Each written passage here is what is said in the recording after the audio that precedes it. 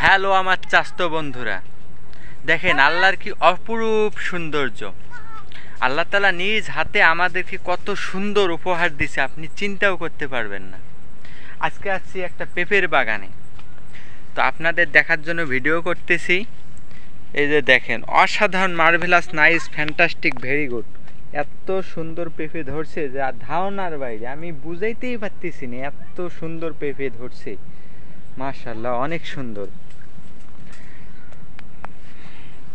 তো আমি মনে করি বাংলাদেশের সবচেয়ে সুন্দর জেলাগুলোর মধ্যে একটি জেলা হচ্ছে মানিকগঞ্জ। আর মানিকগঞ্জে আসলেই আপনার সবচেয়ে ভালো লাগবে এই পেঁপে বাগানগুলো দেখে।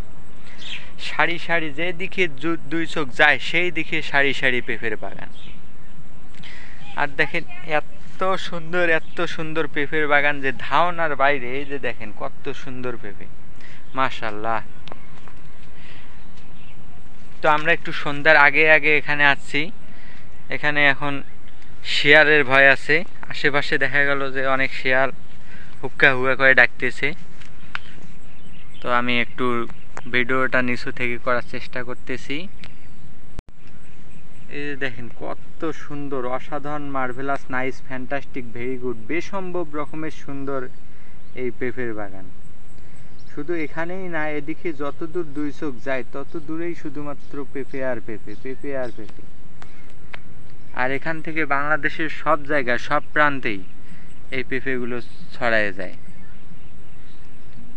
আজকে একটু ফ্রি টাইম, বিকাল 5টার পরে অফিস থেকে এসে আমি এই পেঁপের বাগানের দিকে আসলাম। এখানে যারা মালিক তারা হয়তো বা পেঁপে দিনের বেলা সংগ্রহ করে, তারা এখন বাসায়। ওরা সকালের দিকে পেঁপে সংগ্রহ করে আর বিকেলের দিকে এরা রেস্ট করে অথবা বাজারে যায় পেঁপে নিয়ে। সো ভিউয়ার্স, সবাই ভালো থাকবেন, আল্লাহ হাফেজ।